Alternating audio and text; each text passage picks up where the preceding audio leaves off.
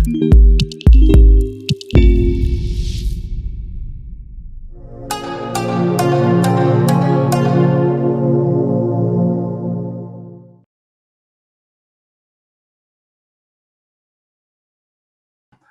this is D2 Kasui, and I'd like to welcome you to the Urban Financial Services Coalition's special session, Our History, Our Stories, Our Future, featuring Julia A. Gayles, Ernest Skinner, and Otis Watson.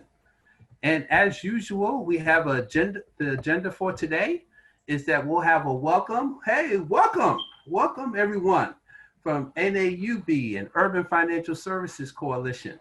And guest, we are excited to have you at our special session where we're going to go down memory lane and talk about also the future.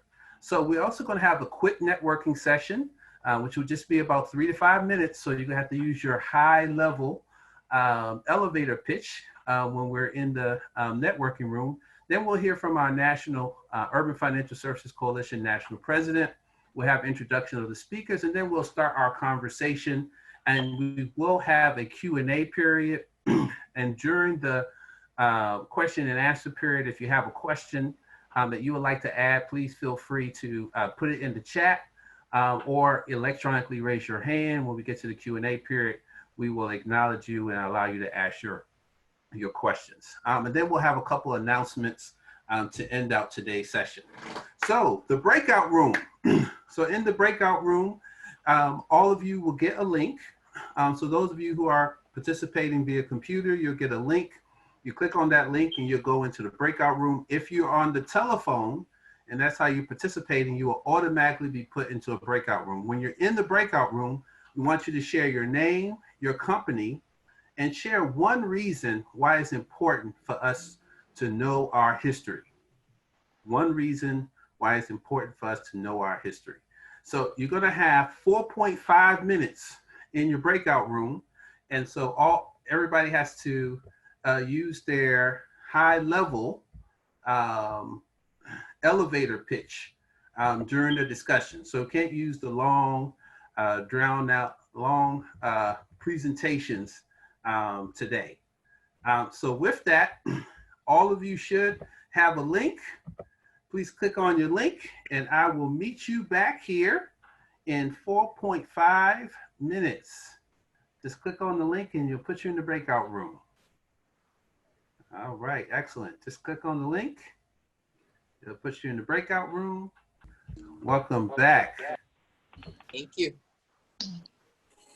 At this time, I would like to bring to the floor the current Urban Financial Services National President, Ms. Ola Mae Truelove. Thank you. Thank you, Mr. D2 Kasui. You know that 4.5 minutes did not get all of us an opportunity to speak. So, you know, of course, I let all the other ladies go on. It was so nice to meet them and network with them. But I just like to say welcome and thank you all so much for joining this call. I think we definitely have a treat in front of us. As the new Urban Financial Services President, I am just elated that all the past presidents have joined today. What I would say is I need support and help from all of you all because we depend on you so that we can continue to move forward. So talking about our history, so happy that Julia and Otis and Ernie are on this call today so they can share these things with us. What I'd like to remind us to do is make sure that we get out and vote.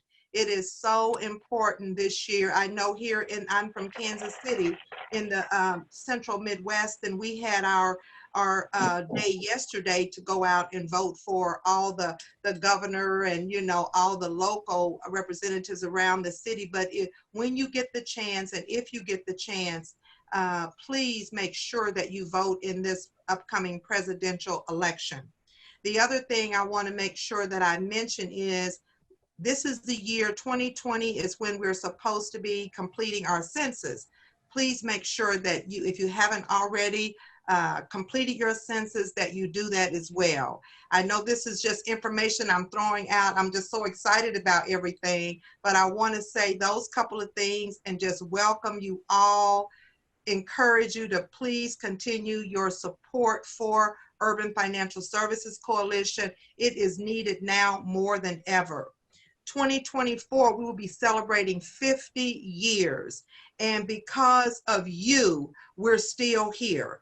And what I'm trying to do is continue to move us forward, but leaning on the past presidents, Demita Barbie and Ann Bush and I mean, you just all of you great people that have been around in the past. We need you now more than ever. So thank you again. Welcome to this session. May God bless you all. Take care of yourself. Be safe during this pandemic. And I look forward to talking to each one of you individually. So please reach out to me. Let me know how you can help, because that's what we need right now. We need your help and we need your support. Blessings to you all. Thank you, Mr. D2 Kasui. Absolutely. Thank you. Thank you so much, President Truelove. It is indeed an honor to serve with you and to be a part of your leadership and have the opportunity to continue to keep the mission of Urban Financial Services Coalition and NAUB going forward. So now we are going to the next part of our program, where we're going to have our panelists. And I want to introduce to all of you our panelists for our discussion today. And then those of you who are not speaking in this part of the program, just ask that you would mute your line. And Ernie, if you could just unmute your line. I think I accidentally muted you. If you could unmute yourself, that would be great. Our first panelist is Ms. Julia A. Gayles. She's a communication coordinator at the Mayor's Office of the Mayor's Office, City and County of Denver. For the past 17 years, she has worked in the City and County of Denver's office. In this capacity, she's responsible for writing letters and proclamations to acknowledge significant occasions, historical and cultural events important to the residents of Denver. And she's also been doing that for Urban Financial Services Coalition. Prior to the City and County of Denver, service in the City and County of Denver, Julia was employed in the financial services industry as an operations manager division for over 30 years. She is a charter member of the Mile High Bankers Consortium Incorporated and was the vice president of convention planning for the National Association of Urban Bankers from 1983 to 1986. Give a virtual hand clap and a thumbs up to our wonderful panelist, Julia A. Gayles. Get some thumbs up, some claps. All right, excellent, excellent. Moving right along, we have this young man who is a community liaison. This community liaison has served as a community liaison for City Council member Jermaine D. Williams of the 45th District in Brooklyn, New York.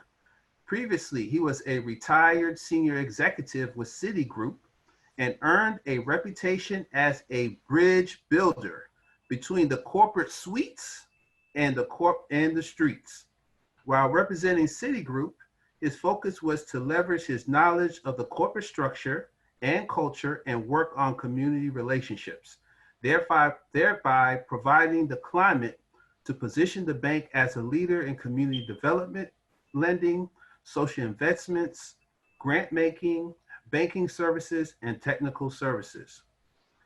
Our panelist has served on the board of directors of several nonprofits and is in the process, and has received several awards from these nonprofit organizations, but he's most proud of his role as a political consultant to several young emerging political activists, several of whom have been elected to congressional, to assembly, city council, and state committee position.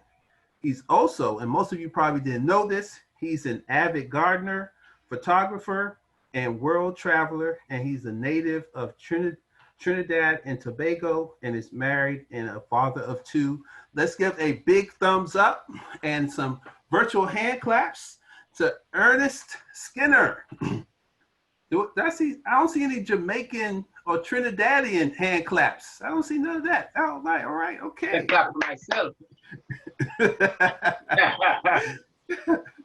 Absolutely, absolutely.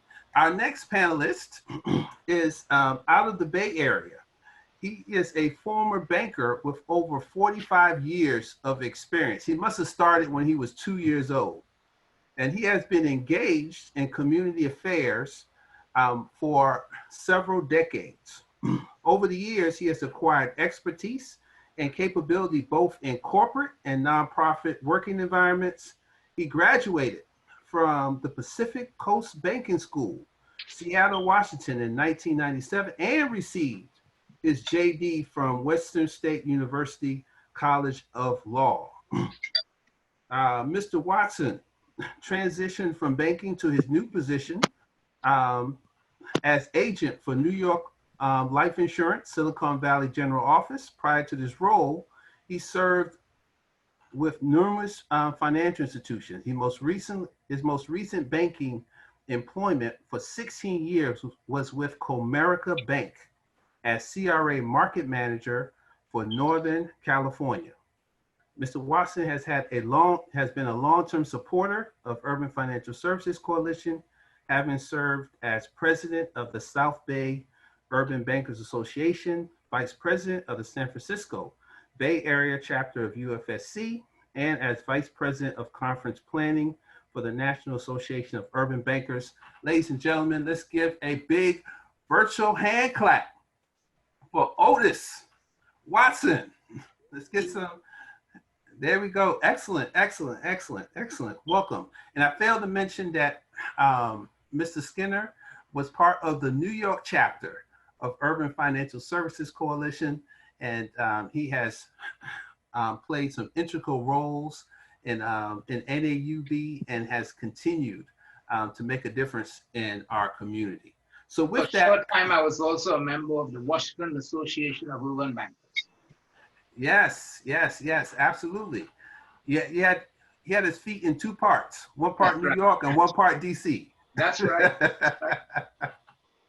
Absolutely. Well, let's go ahead and get started into our discussion. And my first question, which I'm going to ask Julia to start us off with, was tell us a little bit about how you got started with NAUB and what drew you to the organization. And then we'll have Otis and Mr. Skinner chime in also. Okay. And good evening, everyone. I'm honored to be here with you this evening. The way that I became connected with the Urban Bankers is in 1978, the Mile High Bankers was formed, and we were incorporated by the state of Colorado. One of our founders, Richard Doby, was aware of the Urban Bankers and suggested that we join in with them. We were pretty much first generation Black bankers in white banks. And so we felt it a good idea to connect with others like us throughout the United States. We joined Urban Bankers in Boston in 1980, and along with our being a new member, we bidded for this 82 convention and actually was awarded that convention. So my first exposure was in Little Rock in 1981 to see what exactly the convention entailed and to meet some of the players and so forth, as I was the convention planner for the Denver, hosting of the Denver convention. And it was really a wonderful experience, a very enjoyable, challenging, as well as a really opportunity to learn. I was very impressed with people who look like me, who were handling, really taking care of business in a very highly professional way. It was really, has been a joy to be associated with this organization. Absolutely. Thank you so much. Mhm. Ernie, how did you get involved with NAUB? Yes, right. At the time, it was NAUB. But really, it was about how did I get involved with the Urban Financial Services, UBC, the Urban Bankers Coalition of New York.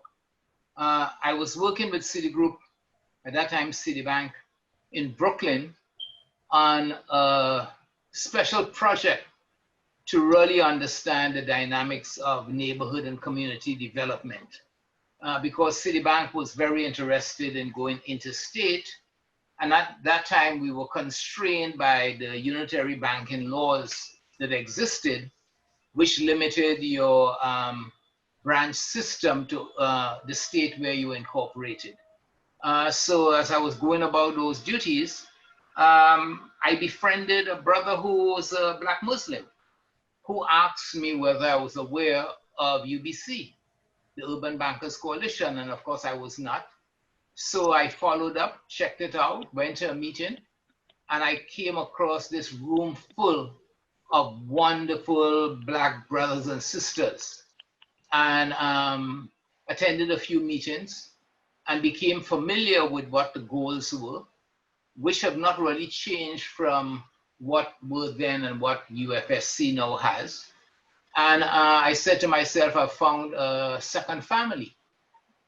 So impressed I was. So that's what led me to become affiliated with the New York chapter. My first conference was 1980 in Boston.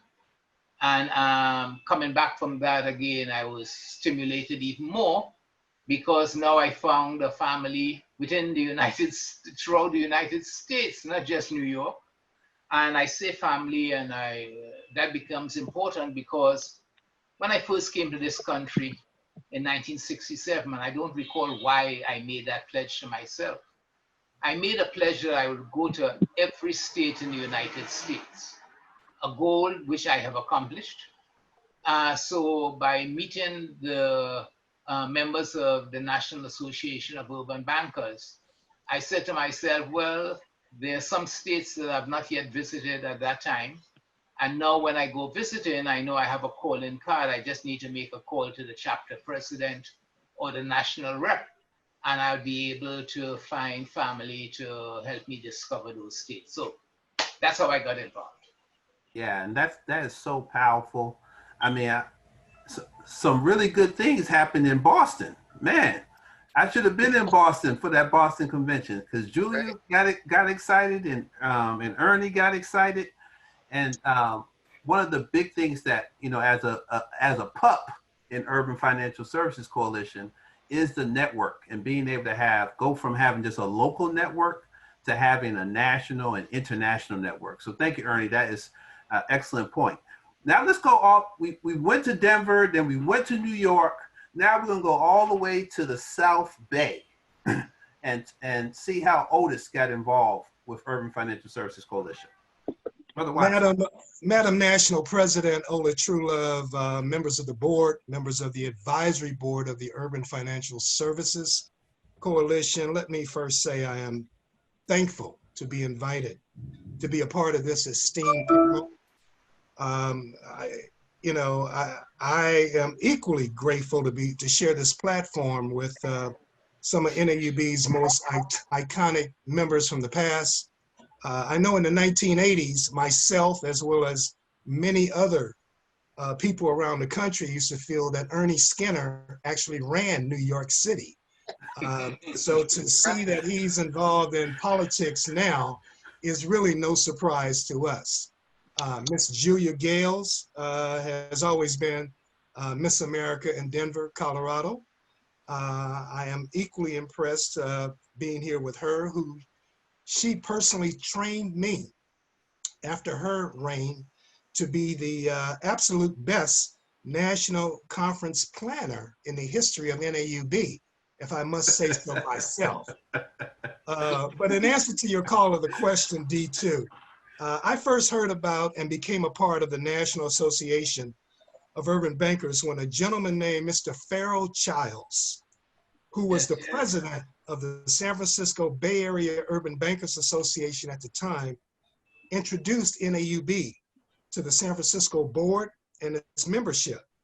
Now, Mr. Childs was not the first president of our chapter, but in my opinion, he was the very best. He was a visionary, he was a crystal ball reader. During his tenure as president, our chapter consistently had over 100 members who joined and attended all of our general meetings. When the national NAUB president at the time, Mr. Milton Wright, and his board came to San Francisco, Bill Fuller, Gayles Snowden, Tom Shumpert, they visited us to encourage our chapter to join the National Association. And it was actually Mr. Farrell Childs, who was the trumpet blower, who convinced our chapter to join NAUB. Now, after joining NAUB, the San Francisco chapter, which I must admit was a very cocky chapter during those times, we went on to eventually host the 1986 National Conference, the 2000 National Conference of the NAUB. We were the first chapter in all the nation to first start recording all national conference activities at the NAUB conferences when I introduced Minute Tape International to NAUB. In 1986, I should say, the San Francisco Conference attendees, those who attended may recall, may even still have a special custom-made bottle of NAUB bottle of wine that came from a Napa Valley winery. We've held several conferences in the San Francisco area for NAUB throughout the years, and we were very successful. And to my knowledge, we're the only chapter that have ever had 3 national presidents come out of our chapter. Ms. Demita Barbie, who was national president twice, Mr. Robert Schaffner, and Mr. Walter Brown Jr. Now, for those of you who were born during 1986 or who attended our conference, you might recall that this was actually the convention bag we gave out in 1986, 34 years ago. And for those of you who came to the 2000 conference in San Francisco, this was actually one of the umbrellas we gave out in 2000, 20 years ago. So as you can see, there's a lot of history within the San Francisco chapter that made up the National Association of Urban Bankers. Thank you, D2. Absolutely. And some would say, Otis, that, you know, the San Francisco chapter is still cocky. You know, they have Jason Matthews, who's the president of the San Francisco chapter and vice president of the Western region, who still flaunts the San Francisco banner. So we're so proud, and thank you for those taking us down memory lane. I want to go to Ernie, and Ernie, when you think about NAUB and you think about the stories that you've been a part of, you know, what is your proudest moment or your favorite NAUB story that you would like to share with all of us?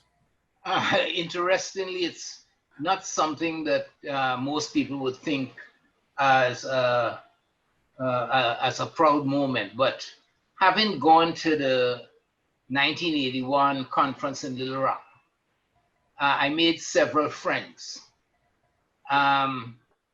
And it resulted in a friendship which continued over the years with 2 particular young ladies who they were very close friends, and we kept in touch. And then when Bill Clinton was elected president of the United States, people all over the country were trying to get tickets to attend the inauguration. And because of my connection with these 2 young ladies, who happened to be folks who worked very closely with the Clintons, I was able to secure one of those very valuable tickets, and I attended Bill Clinton's inauguration. So That was, I look at all the things that happened during the time that I was engaged, and I consider that one of the highlights. Absolutely, absolutely. You know, being able to have friends that will give you access to opportunities that we normally wouldn't get on our own is one of the most powerful pieces of being a part of NAUB and Urban Financial Services Coalition. Julia, we'll go to you. Why don't you share some of your thoughts or proudest moments of being a part of the organization? Well, I would say that the hosting the 82 convention was really a wonderful experience for me. It gave me an opportunity to learn. It's a safe place to learn with the urban bankers, as well as to showcase some of my ability in organizing an event such as that with my superiors, whom in all reality, I probably would not have had that opportunity. So I was able to do some things with the urban bankers that I might not have had the opportunity to do within my bank. And it applied credibility and exposure for our local chapter as well as national. And it was really a great experience. Our chapter worked extremely hard on that event, and I know we have a few of them on this call this evening. But what you do in doing something like that is that you create community, and creating that kind of community and connection and network. It has been a lifelong rewarding thing. I mean, there's people all over this country that I know can call upon, and it's just been invaluable. Absolutely.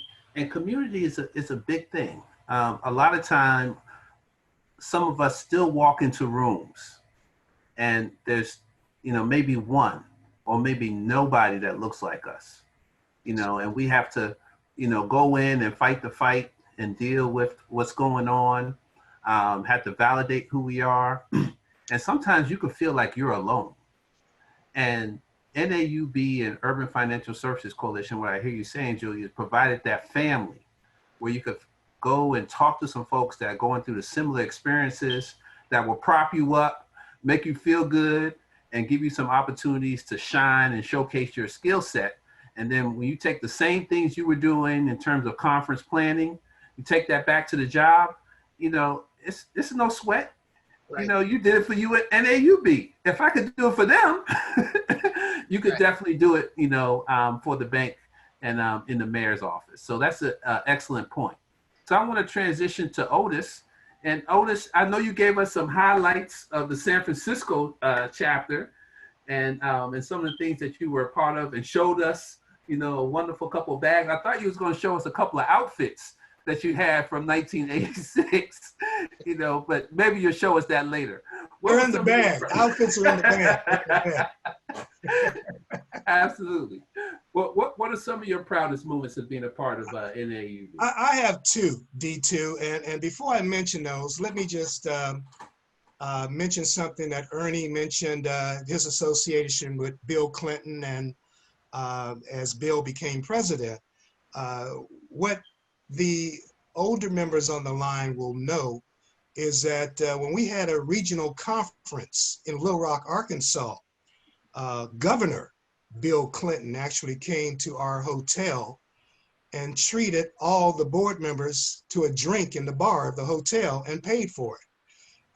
And he encouraged us to continue the fight because our organization was something that minority bankers needed in the country at that time. So a little nostalgic history for you right there. My two examples. Number one, I told you that the national board came to San Francisco to encourage the San Francisco chapter to join. And so we were at the Holiday Inn on over those who are familiar with San Francisco, the Holiday Inn on 9th Street between Mission and Market Street in San Francisco. And so we went there, we had a meeting, everyone's enjoying themselves. And then someone told Mr. Farrell Childs that, you know, it's customary to have a reception after the board meeting. And he said, well, a reception, no one told me about it. And he says, well, you know, it's customary. So of course we were trying to become part of National, so he wanted to do a reception. So Farrell Childs ran to me and said, Otis, we got to put together a reception. I said, what do you mean we? You know, and he said, the chapter, we got to do a reception. It's customary to have a reception after the meeting. Here's my credit card, here's my room number, my key, run down to the liquor store, get some gin, vodka, cups, plates, chips, all that, and then run up to my room and set it up real quick because we're gonna be finished in an hour. So here's Otis running out of the hotel. I'm sure people thought I stole something in the hotel. I'm running out of the hotel, running up 9th Street, crossing Market Street, almost get hit by a streetcar, running into this liquor store, coming back with 2 shopping bags of alcohol, mixers, chips, plates, going back across Market Street, almost got hit by a car this time, running back into a hotel, going up to Farrell's room. Now Farrell had a room, but it was a very small room. It was 2 queen beds in there, but I had to set up everything real fast so that when the national representatives got there, they felt comfortable. So that's a story that I never will forget. I don't know what my position at the time with the BAUBA was, Bay Area Urban Bankers, but it must have been special assistant to the president because he had me jumping to do that. Another story that I like to share is all the banks I've been associated with in the past have been very generous in supporting me attending NAUB national conferences. Well, I was with Citibank one year and we had a new regional vice president. And so I approached the bank again about sponsorship. The conference that year was going to be in San Diego. And so the regional vice president spoke with me. He says, well, didn't you go last year? I said, well, yes, sir, I did. He says, well, you know, why don't you take a pass this year? And I said to myself, what do you mean take a pass? You know, this is the national conference, it's in California. He caught me at a time when I was very short on funds because I was looking for the bank to pick up my expenses as they normally did. Anyway, I drove myself to the conference in San Diego. I could not afford to stay at the Sheraton in Mission Bay, which was where the conference was held. I stayed in a motel close to the Sheraton. I couldn't afford to register for the conference. So I didn't go, and at that time, when you went to conferences, they checked your ID before you went into all the workshops. So I didn't do any of the workshops, but I was around all the entertainment events. No one knew that I wasn't registered for the conference. I went to the evening receptions and eventually someone gave me a ticket. I got into a luncheon in which Richard Hartnack, executive vice president at the time with Union Bank, was there. I was introduced to him. He hired me with Union Bank, gave me a nice position with Union Bank, and he's now one of my personal references. So those are two quick stories on me. Absolutely. I would like to add one more, which I should have. You know, we are very competitive. The nature of the jobs we do and the institutions we work for. But in NAUB, UFSC, that competition carried over to some extremes. I did mention earlier that I had an affiliation with the DC chapter. So when I was in DC as the community development director for Citigroup, the time had come and DC had bid to host a conference. And the top competition was one of my favorite cities, Boston. And Boston felt they had it all sewn up. And to all intents and purposes, they did. But I bought a trick out of my bag in which I got prior approval from the president of the Citigroup in DC to be able to make a grant of $10,000 to NAUB in furtherance of hosting the conference. So after Boston made its presentation, and they had a great presentation, wonderful PowerPoint, great presentation by whoever did the presentation. It may have been Gayles Snowden, can't remember, or Bill Fuller. They felt very good. And then came the Washington, D.C. chapter's opportunity. So we laid out what we had done, and then as spokesperson, I got up and I said, well, you know, Boston has given us this wonderful presentation of all they expect to be able to do. But I come here tonight, this evening, to allow you to know that we, DC, come with something to let you know what we will do. And what we will do is, through the grace of Citibank, we hereby pledge $10,000 in support of the national conference to be held in Washington, D.C. on whatever year it was. Boy, that was the deciding factor. So when the votes were taken, we won. And it was all because I was able to use the resources that I had available to me at Citibank in a very dramatic way. So that was one of the highlights that I take with me from my urban bankers days. Absolutely. And you know, Ernie, if you want to do that again, I'm sure Ms. Truelove would be more than happy to have the next national meeting in DC. This is the competition we need, D2. You're absolutely correct. I'm going to be calling Ernie as soon as we hang up the phone. Absolutely. And Otis, you mentioned Richard Hardnack. Is that the same vice chair of, did he go on to become the vice chair of US Bank? Yeah. You know, in fact, yeah, he did. In fact, yeah, he That's was right. at Union Bank for a while. Then he finished a career at US Bank, where I finished my career with. And Carl Hartnack, his dad, was my sponsor all those years. And Otis, Rick Hartnack and I stay in contact today. So great story. Yeah. And for history purposes, Carl Hartnack was the president of Security Pacific Bank. President and CEO of Security Pacific. That's way back when, for those of you who remember Security Pacific Bank. Yeah.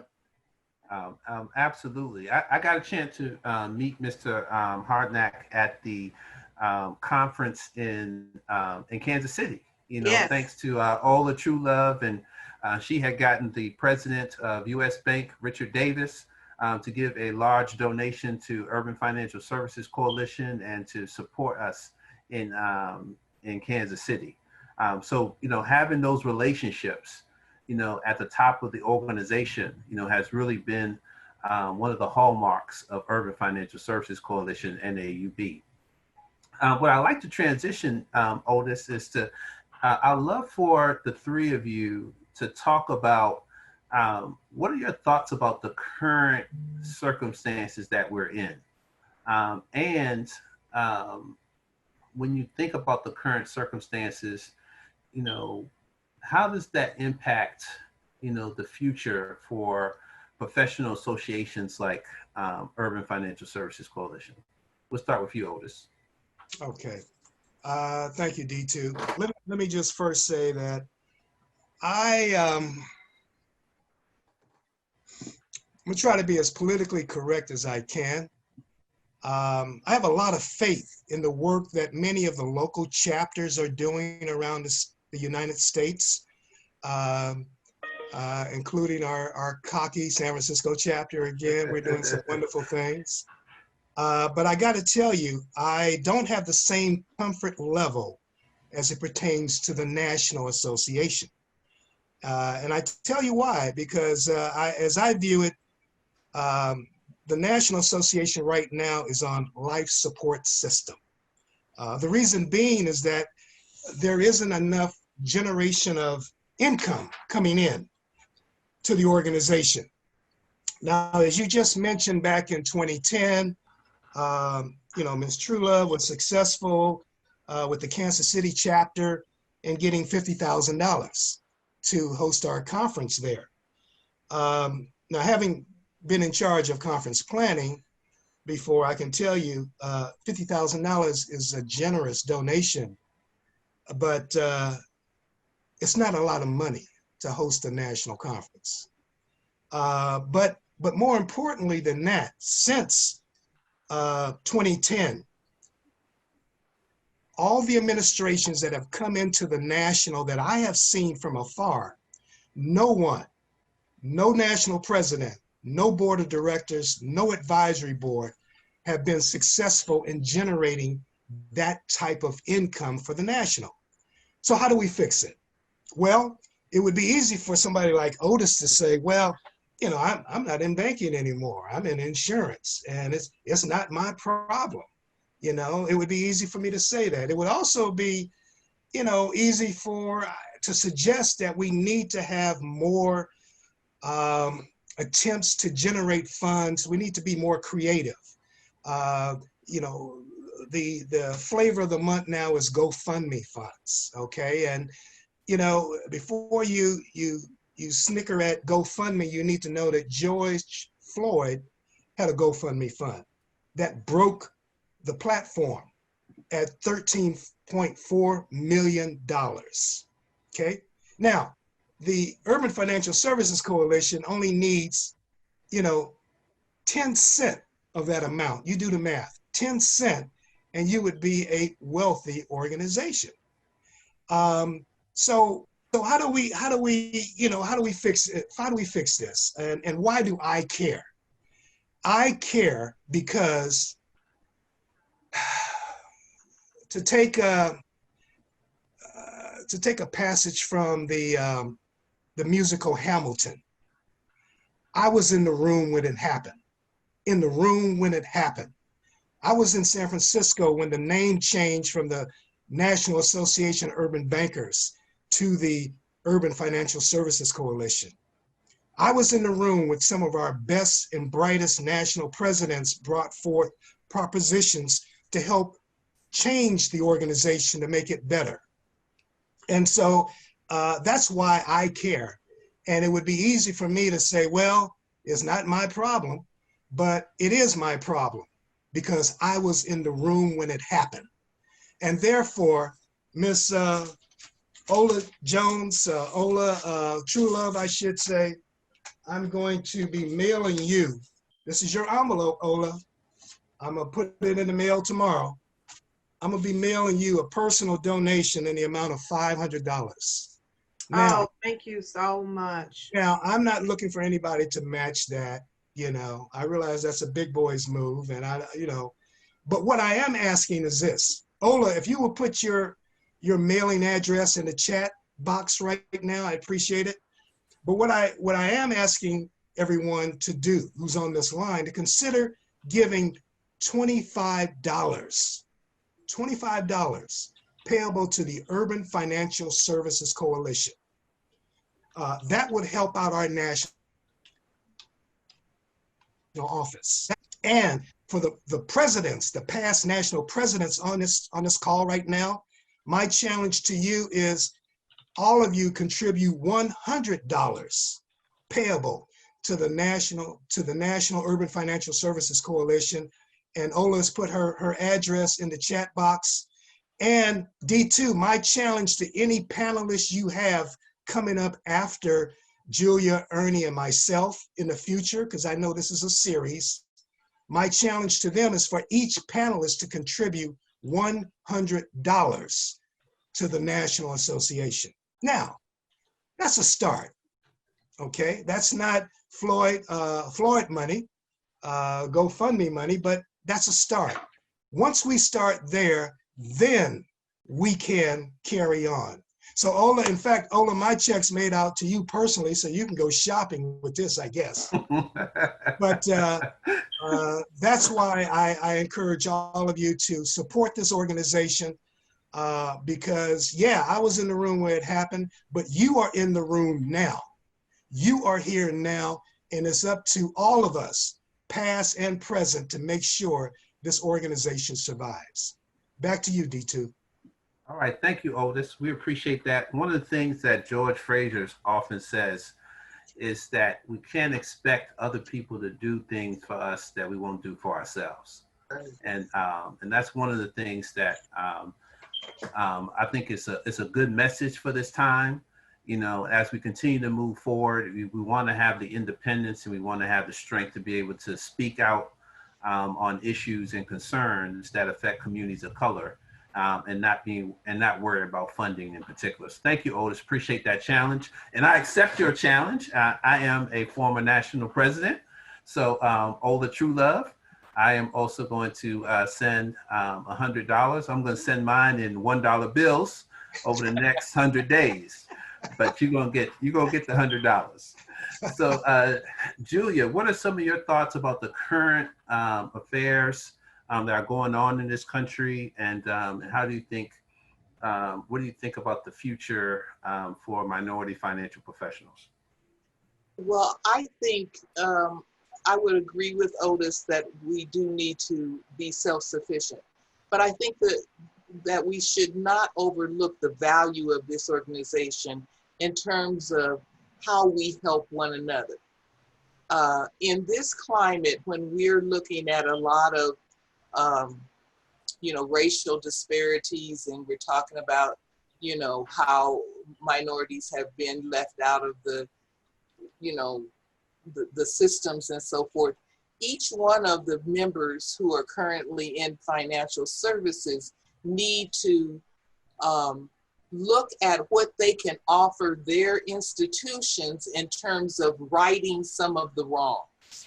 And you make yourself more valuable because you bring something to the table that is going to be beneficial for your community as well as to your employer. So don't, and the way that you support one another, there is no money value on that. I mean,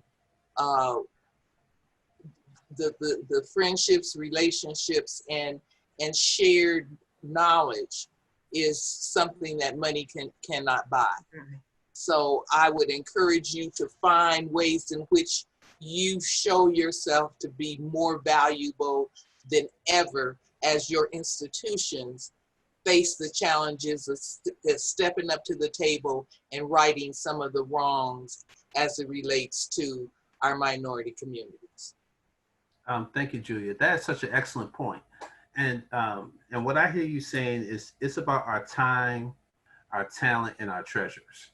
Absolutely. It's all three of those things that we're able to do. And if we're inside the companies and organizations, we got to have an inside game and an outside game. And some of the young folks, they're carrying the outside game.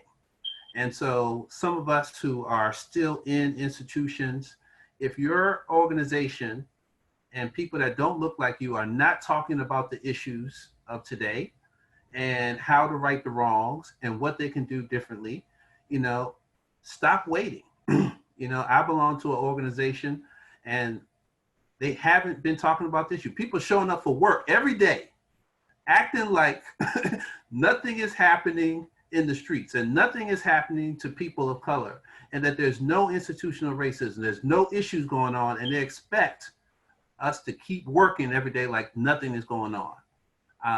And whereas some other organizations, people are having those conversations, people are doing things. So for myself personally, I had to ask myself a question. Am I going to stand in the stands, or I'm going to get on the court?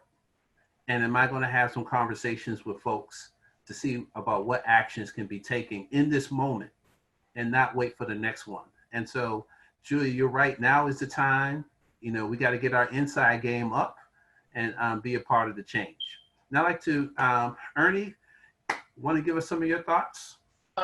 Number one, I don't have the slightest idea what Otis was talking about. To me, no, serious. He's talking inside baseball. As you know, I have not been involved with the National. I've not been involved with the New York. Well, New York doesn't even have a chapter.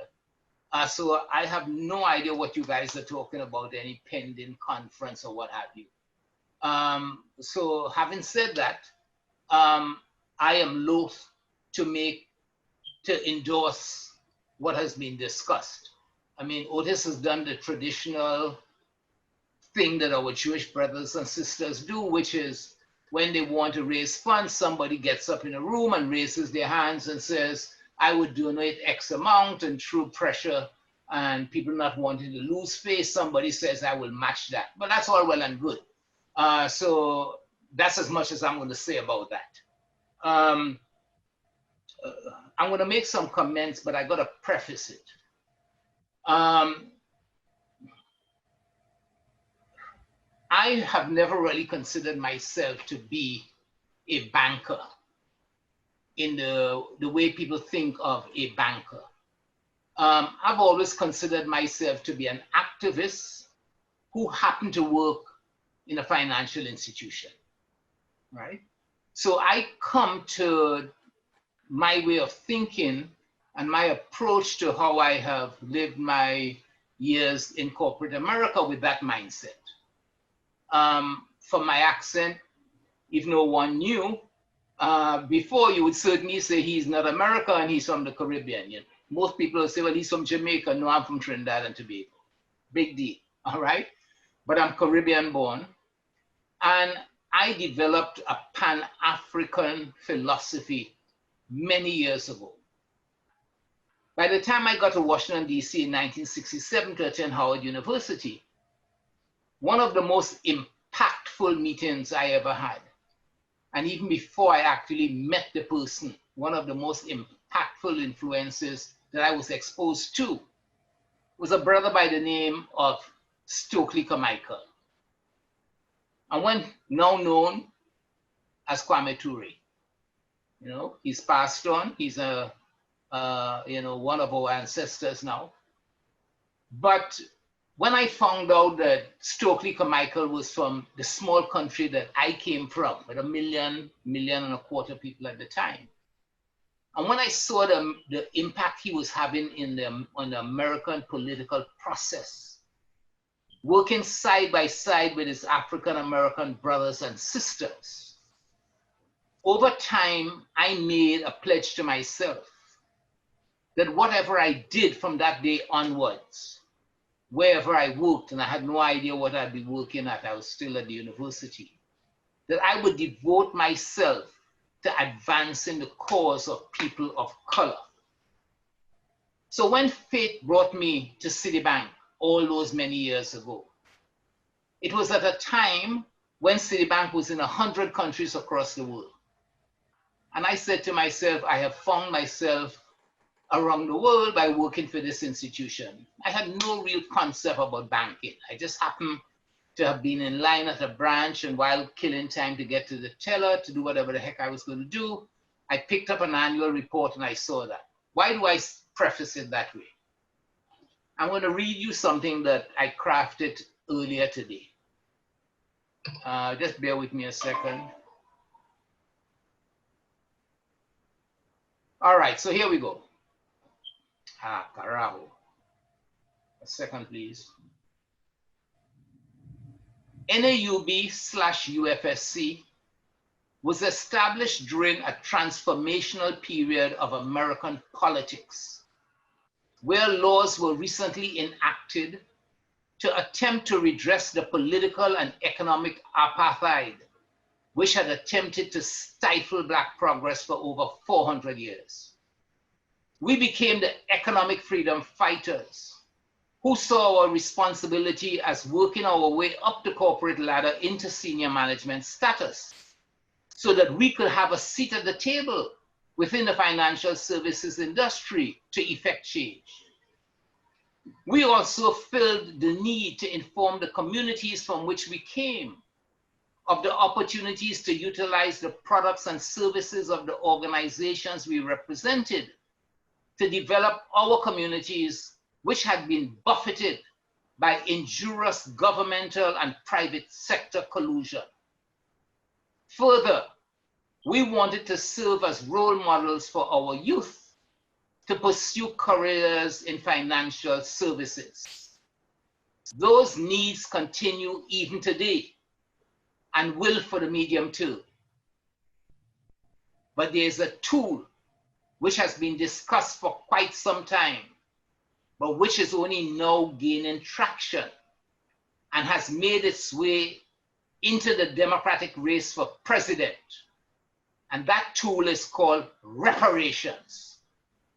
We need to become conversant with the elements, disregard the naysayers, more so those within our community, and help to both inform and mobilize our communities. This is the Future Community Reinvestment Act program. Peace and blessings. Absolutely. Thank you so much, Ernie. And, you know, most of you have heard of the billionaire Robert Smith, who paid off the bill for college students at Morehouse in 2019. You know, that was a generous donation. He currently has a program where he's talking about 2%. If companies take 2% of their revenues, you know, they don't have to wait on the government. They can make the decision themselves, and they can make the decision to empower communities of colors and programs that support communities of colors. That's things that institutions can do today. It don't have to be 2%. It can be something. There's also in Charlotte, in North Carolina, you know, there's a city council there that has approved reparations for the residents of that city in North Carolina. So the concept of justice and economic justice for people of color is something that we should be educated about and be ready and prepared to have conversations about that. So with that, I want to thank all of our panelists. I do want to take some questions. So if you have a question that you would like to ask our panelists while we have them, you can either send your question in the chat, or you can raise your hand and share your question or your comment that you would like to share with these young people that we just had sharing.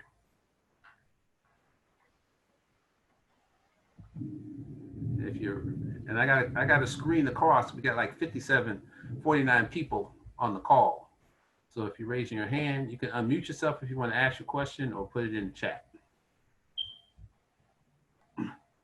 I got one question here that came to me in the chat, and this is for Ernie. The question is, could you talk a little bit about what the climate was in the late 70s, early 80s in terms of diversity and how companies approached the concept of diversity and how NAUB positioned themselves to be aligned with the diversity conversation at the time? Excellent question. I'm so happy you asked, because I do have an answer. When we look at what was going on in this country at the time, we could look back to 1964 and the passage of the Civil Rights Act. We can look back at the passage of the Voting Rights Act of 1965. We can look back at the passage of the Fair Housing Act in 1968. We can look back at the formulation of the Black Power movement when Stokely Carmichael in Mississippi in 1966 raised his fist and said, Black Power. We can look back at the formation of Trans-Africa, which headlighted the South Africa divestment movement. We could look at the ascension of Thurgood Marshall to the Supreme Court in 1967. We can look at the Watts riots in 1965, the riots in New Jersey, and we can remember the fear that every summer there would be an explosion in the urban areas. That was the external environment that preceded the formation of the National Association of Urban Bankers in 1974. Affirmative action programs have been in place in this country from the beginning, but it was a program for white people, because Nobody else was allowed to have any hand in the economic or the social life of this country unless you were white. So affirmative action programs had been there for a long while, but in the 60s, there was a lot of impetus. Corporate America realized they could no longer continue to ignore the urban areas and Black people. So there was a lot of money set aside for education so that Blacks could be allowed to pay for tuition in universities so we can be a part of the MBA programs. Corporations would provide money and you did not even have to agree to come back to work for that same company that that paid the scholarship, as long as you were feeding into the corporate chain. So that was in an environment of fear, the fear of the urban areas going up in fire, because if you remember in 1968 is when King was assassinated. And then it was a matter of enlightened self-interest that corporate America realized they had to do something with affirmative action. Today, with Black Lives Matter, one of the articles I have in front of me here, it says here, corporate America has failed Black America. And that was an article in June 6, 2020. And I'll read a short part. It says here, in the past week, it has seemed that every major company has publicly condemned racism. All Black square covers corporate Instagram executives have made multi-million-dollar pledges to anti-discrimination efforts and programs to support Black businesses. Yet many of the same companies expressing solidarity have contributed to systemic inequality, targeted the Black community with unhealthy products and services, and failed to hire, promote, and fairly compensate Black men and women. Corporate America has failed Black America. That's my answer. Thank you, Ernie. Julia, Otis, anything y'all like to add to Ernie's response? Julia, did you want to go first? No, go ahead. Okay. I would just say that in a nutshell, we came along at a time before the word diversity was invented. And by that, what I mean is that it was a time in which we had an idea, we had a concept that banks needed to support, wanted to support, in some cases had to support. There was very little competition, very little, other than the other Black MBAs, Black accountants, organizations like that. What we have now is a infiltration of cultural diversity. Banks really don't need to support one particular minority banking organization anymore because they have their own in-house diversity and inclusion in which they are serving a lot more. And so that's one of the biggest challenges that the national has and that all the local chapters have too, as far as generating funds and support. So we came along at a good time, and now times are tougher than what they were. Absolutely, absolutely. Julia, I got this question for you, and while I have you answer first, but for all the panelists, is that if you could go back through time and give advice to your younger self, even though you look like you're 17, what kind of career advice would you give yourself entering into the financial services industry? Well, I think that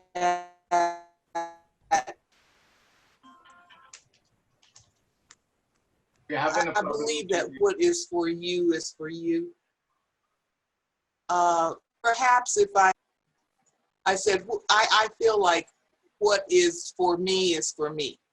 I think the path that I took. We're having a problem with your transmission, Julia. In the financial services arena was, let's see, is this any better? I think they got a little bit better. Is that any better? Much better now. No? Yes. Much better now. But we have lost you. Yes, we've lost Julia. Sorry. The same problem we're having. It's almost as though you're stuttering. Okay. I can hear you. Okay, you sound better now. Well, I'm not sure how to fix it. Oh, okay. I just think that the path that I took was the path that was for me. I would just, if I was to give advice to young people who are considering going into the profession, that they learn everything that they can learn. Because I think your skill set is what allows you to survive. And so there's nothing that's too small or too big for you to take on. Everything can be translated into skill sets that are valuable and can be translated over to whatever it is that you're doing. I had a great ride for 30 years, but you know, it was what it was. I enjoyed every minute of it and came out of it with some great friends. Absolutely, absolutely.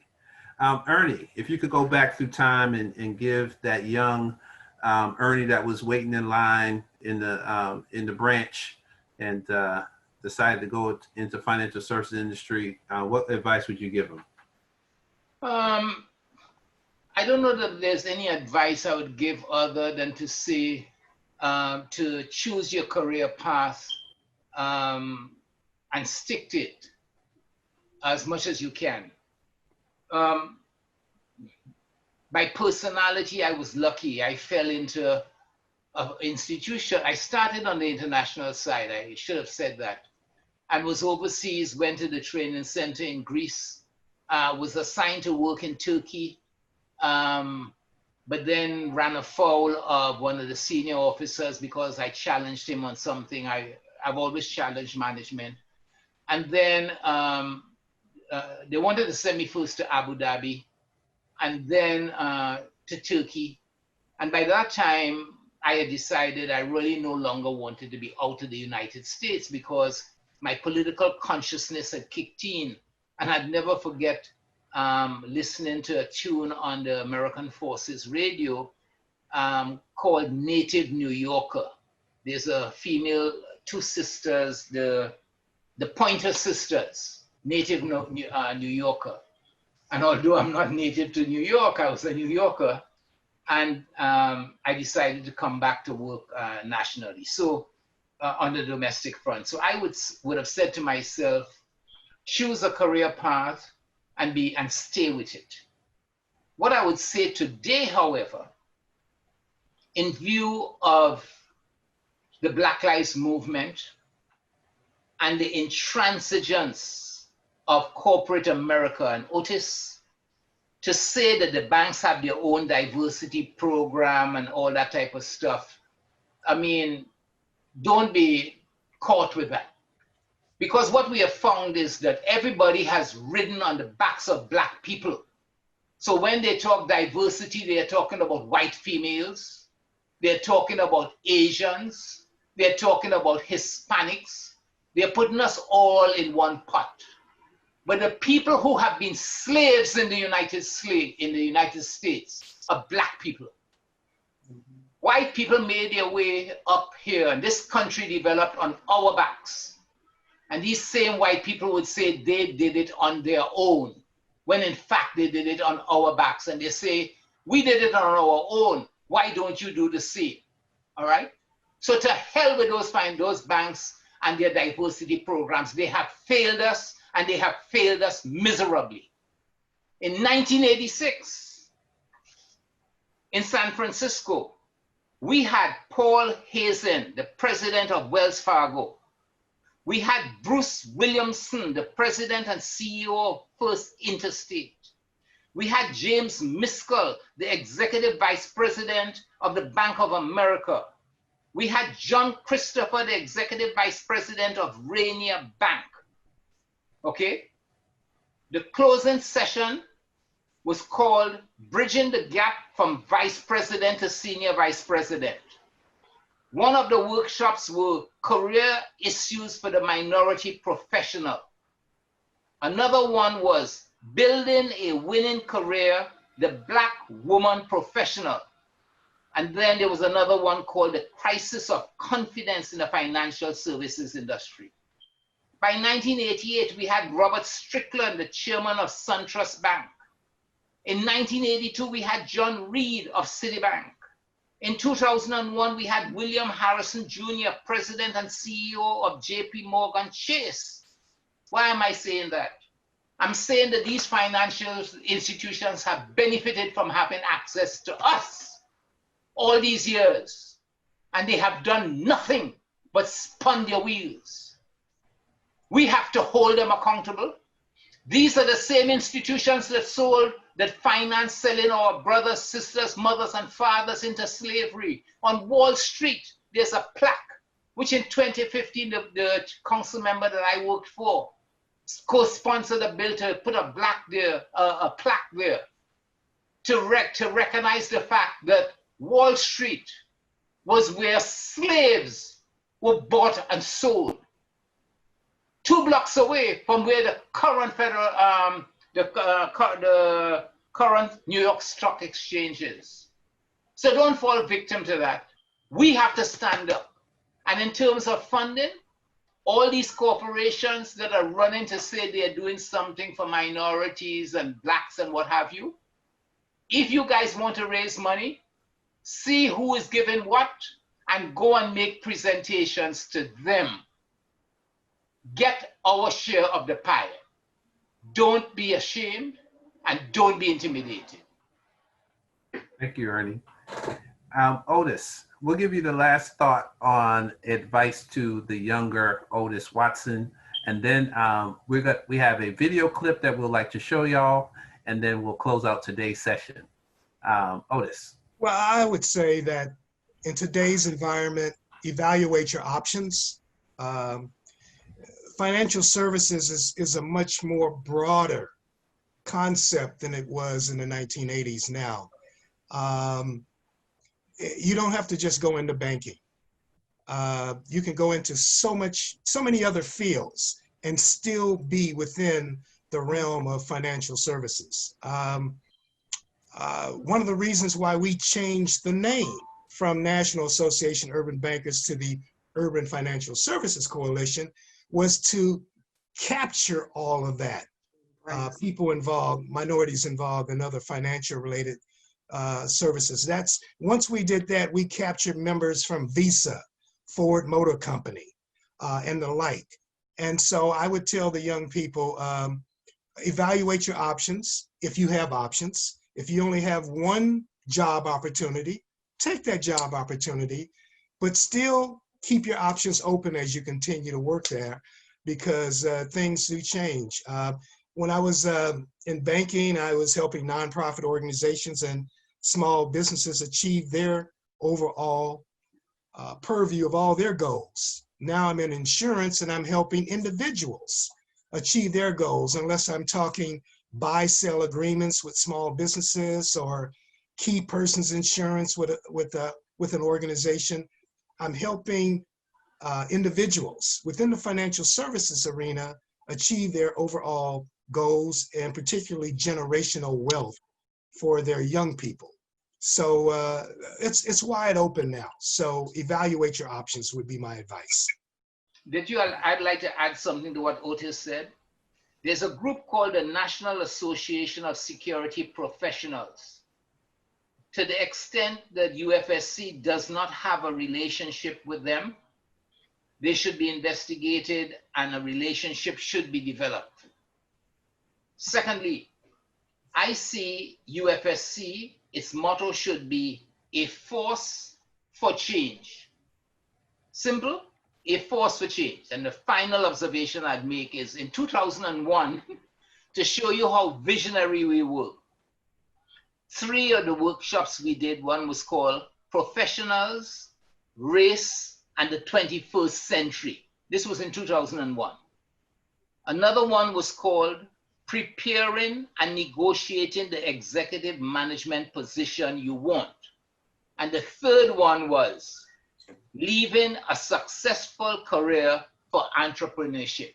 So looking at your stint in the financial services industry with an eye on stepping out and having a successful career as an entrepreneur is something that certainly should be a priority. Absolutely. Thank you both. What I'd like to show y'all is a few highlights. Let me stop here and share with all of you a few highlights that we put together to share with all of you from the 80s.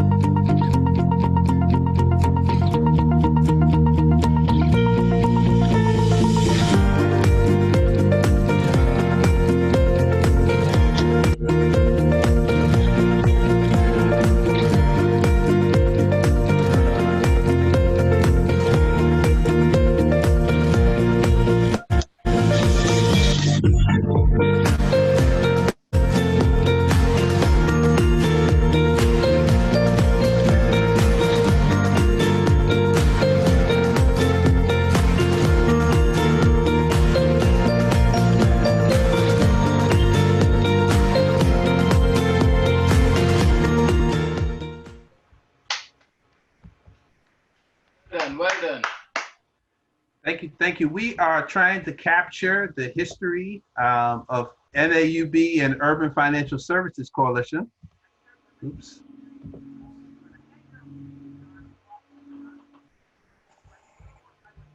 Oops.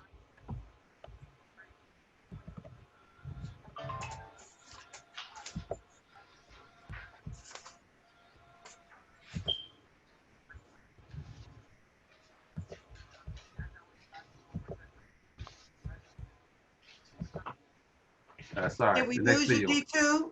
Yep, I'm back. Sorry. Okay, no, it's okay. So I just want to thank our panelists for their candid comments. And one thing you can always count on for Urban Financial Services Coalition, which I always appreciated, is that you are going to hear different perspectives. You're going to hear different ideas. And this is the place to do it, where we can learn from each other. We can challenge each other, share ideas, and share our thoughts. So all of you that were on the call today, we do have some key takeaways. You'll get a copy of this PowerPoint presentation, so you can get the key takeaways from Ms. Julia Gayles and Otis Watson and Mr. Skinner. The thing that he ended up reading, his comments have been documented on the PowerPoint presentation. I just showed you the video that is on our YouTube channel. So UFSC is just starting the YouTube channel. We're trying to get into the 21st century. If you have pictures and you have stories, if you have individuals that you think that we should be that should be a part of the series, please feel free to send an email to programs@ufscnet.org, and we'll be happy to get a session scheduled. Several of you who are on the call should have a special session done for you. Ola mentioned earlier that we want to encourage our community to be a part of the census. Please, please, please encourage all of our communities of color to take a part of the census. We also want to encourage, with less than 100 days from voting. So we want to encourage all of our community to get out and vote, and not just vote on the national level. Make sure that you're voting down ticket. Locally. When we start making changes, those DAs that can't do their job and bring charges, then we can hold them accountable. Those mayors, let's hold them accountable. Those city councilmen, let's hold them accountable, with our vote. Next week, we'll have another session. We're going to have Mr. Kelvin Oliver, who's the president and CEO of Core Mortgage LLC. He'll be talking about mortgage lending in the midst of COVID-19. What should you be refinancing? Should you be selling your home? Should you, buy another home? He will give you some inside ideas and thoughts about, how to take advantage of this current environment in terms of mortgages. And you can go to the UFSC website or to our Eventbrite link, and you can find out more information. On August the 19th, we're going to do a special session with Jonathan Mayo. He is the founder and CEO of Team Excel. He has this service platform that he has been putting together. He works with a lot of venture capitalists. One of the things that we talked about is how we can invest in people who are creating jobs and creating opportunities. So Jonathan will talk about how we can diversify the venture capital space, and how you individuals who may have some extra resources, how you can find companies that you may want to invest in.